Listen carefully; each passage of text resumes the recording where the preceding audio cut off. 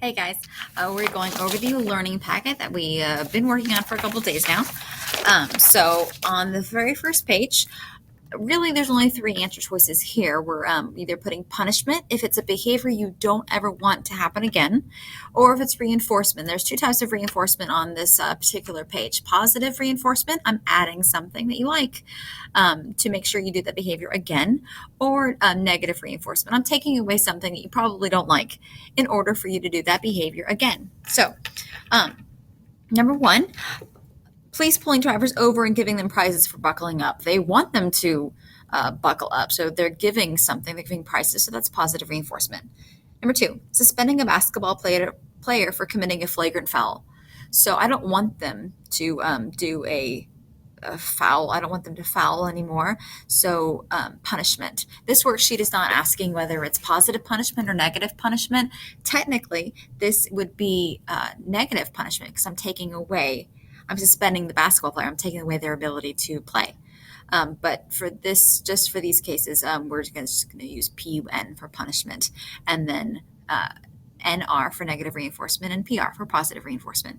Number three, a soccer player rolls her eyes at a teammate who delivered a bad pass. She doesn't want them to deliver any more bad passes, so it's punishment. Number four, a child snaps her fingers until her teacher calls on her. She wants the teacher to call on her, so she's reinforcing the behavior, and I'll take away something annoying. So this is negative reinforcement on number four. Number five, a hospital patient is allowed extra visiting time after eating a complete meal. So they want to eat more complete meals, and she's given something good that she wants. So she's being positively reinforced for eating. Number six, receiving a city utility discount for participating in a recycling program. So you're getting a discount, so that is positive reinforcement. Number seven, grounding a teenager until his or her homework is finished. I want them to complete their homework more often. So this is a reinforcement thing, but it is a negative reinforcement. Wait. Grounding a teenager. Yeah, negative reinforcement. I would say that I'm taking away something annoying, which is grounding, because until you do your homework. Number eight, scolding a child for playing in the street. I don't want them to play in the street. This is punishment. Number nine, a prisoner loses TV privileges for 1 week for a rule violation. I don't want them to do any more rule violations, and so this is punishment. Number 10, a parent nagging a child to clean up their room. They want them to clean up their room more often, so it's reinforcement, but the nagging is something not pleasant. I will stop being unpleasant until you clean up your room, and so that is a negative reinforcement. Number 11, a rat presses a lever to terminate a shock or a loud noise. It's kind of like a snooze button, which is negative reinforcement. Number 12, a professor gives extra credit to students with perfect attendance, giving you something great because you're doing something I want you to do. Positive reinforcement. Number 10, a dog is banished to his doghouse after soiling the living room carpet. I don't want them to do that again, so that's punished. Number 14, a defendant is harassed and tortured until he confesses. We want him to confess, so it's reinforcement. It's negative reinforcement, though, because I'm going to take away something that you don't like the torture, for you to confess more often. Reinforcement. Number 15, a young child receives $5 for earning good grades in school. Positive reinforcement. A mother smiles when her child utters mama. Positive reinforcement. Number 17, a child is put into timeout for misbehaving. Punishment. Number 18, employee of the month gives a reserved parking space. Get something. Positive reinforcement. Number 19, at a party, a husband becomes sullen when his wife flirts with a colleague. He doesn't want her to flirt with a colleague, and so he is punishing her by being sullen. Number 20, a woman watching a football game offers her child candy to play quietly. So she wants them to play quietly more, and so she's reinforcing and giving candy, so positive reinforcement. The next page is schedules of reinforcement, and this can be a little tricky because is it based on amount of is what is happening based on the amount of behaviors that is doing, and that is a ratio thing. Those are based on time, whether it's time on a clock or time on a calendar or whatever. That's interval. Fixed, the set amount. Variable is a random amount. So, number 1, getting a paycheck every other week. Every other week, time. It's fixed interval. Pop quizzes happens at random times, so that's a variable interval. Slot machines and really all gambling is going to be variable ratio, which is why it's so addictive. Number 11, 12, 14, 4, I don't know. Number 4, calling a mechanic to find out if your car is fixed. You're going to be doing this at random times, variable interval. A factory worker is paid on piecework. A piecework could be like a cog. So you get like 5 cents for every cog that you make. So that's fixed amount. And you're making things. You're doing a behavior. So that's ratio. So that's fixed ratio. Number 6, fly fishing. Casting and reeling back several times before catching a fish. And so this one is a ratio one. So you actually have to cast your string, hook, rod, I don't even know, your fishing pole. you have to throw it out there. You have to do a behavior if you want to get fish. I mean, it's not like every other 3 minutes you catch a fish. You actually have to be fishing. You can't just not be fishing. It's not based on time. It's about the behaviors that you do. But you don't know. It's not like every third time. It's like sometimes or this time that you throw the rod out there. Reel, rod, string, hook. It is variable ratio. Number 7, looking at your watch during a lecture until the end of the lecture. I know that none of my students ever do that, but that is fixed interval. You know that the lecture is probably going to end at a certain time, so it's not like you're going to start checking your watch every few minutes, because if it's just started, it's probably not going to end for a while. But towards the end, when you know it's about to end, it's going to be fixed, and then it is interval, because it's not like every third time you look at the watch, then the lecture's over. It's just a random time that the lecture is over, but you know when it's about to be the end. So that's why it's fixed. A salesperson who gets paid on commission is a fixed ratio. There was some discussion about this in class, but it is a fixed ratio. Number 9, calling a friend and getting a business signal because he or she is frequently on the phone. And so you're going to keep calling at random times, and it's going to variable interval. So if you ever think about this is just random time, you just do this because of a random time. It's variable interval. That's the definition of a random time. Signaling with your thumb to a hitchhiker, variable ratio. Every certain few cars, you're not going to, that you'll get someone that pulls over. That's not going to be every car. That's why it's not fixed. Every random car is going to pull over. And it's not interval, because it's not like you're not there every few minutes someone's going to pull over. What if there are no cars for like hours? So it's ratio, not interval. And it's a variable, not fixed, because not every third car is going to stop. It's going to be a random cars stopping. Who knows? Frequent flyer program, rewarding after flying X amount of miles, fixed ratio. Collecting bottles, cans, and other recyclables for cash. We'll give you 5 cents for every can that you deliver. That would be a fixed ratio. An athlete contract specifies salary increases to be renegotiated every 3 years. 3 years, every 3 years, fixed interval. Buying lottery tickets, that's gambling, variable ratio. Number 15, a person refrains from drugs for fear of random drug testing. Random drug testing could happen at any time, variable interval. Checking the refrigerator to see if Jell-O is ready. It's kind of like that car mechanic one, when it's supposed to be ready. And so that's why it's fixed and it's interval, because it's around 10 minutes or 30 minutes or 2 hours or however long Jell-O takes to set. Watching shooting stars. It happens every once in a while, variable interval. Checking the mail, assuming the mail carrier comes the same time every day. It's kind of like when you think the lecture is about to be over, when you think your car is going to be ready, fixed interval. Playing bingo, variable ratio.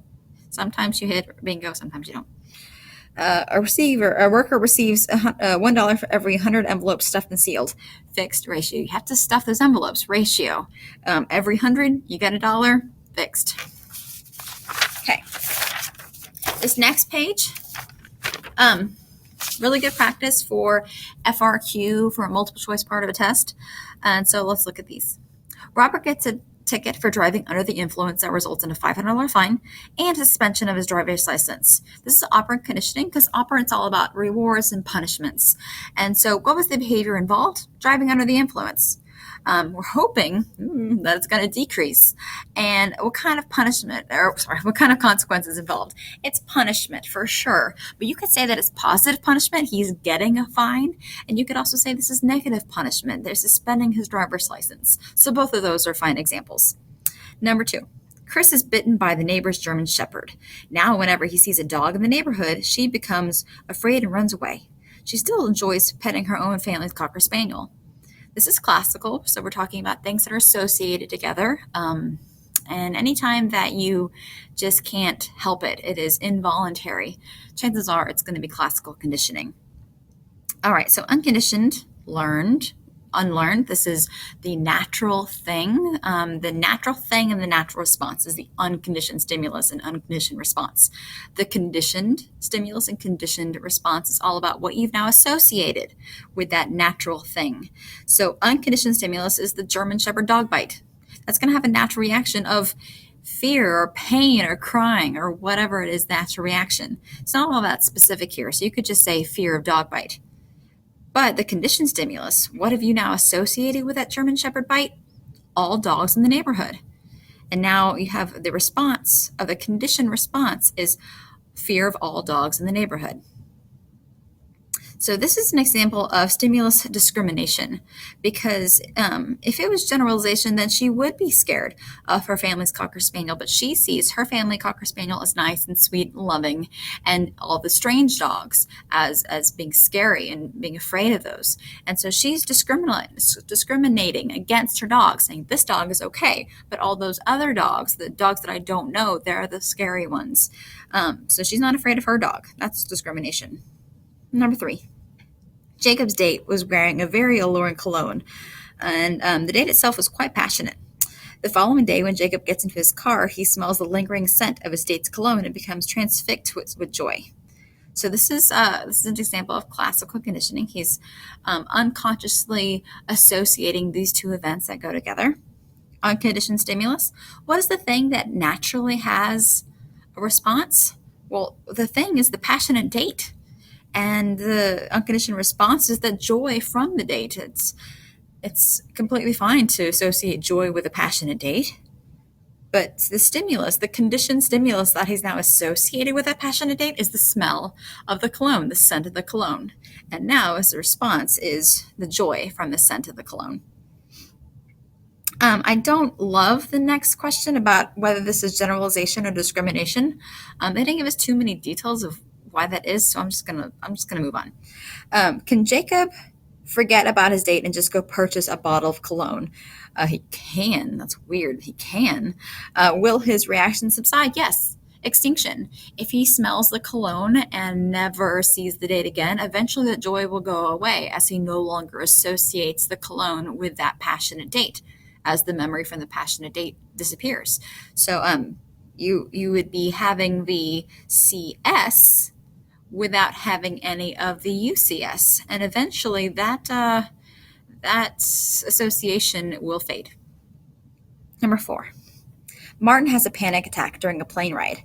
Now the mere thought of an airplane makes him nervous. 20 years pass and Martin is still afraid of airplanes, even though he never took another flight.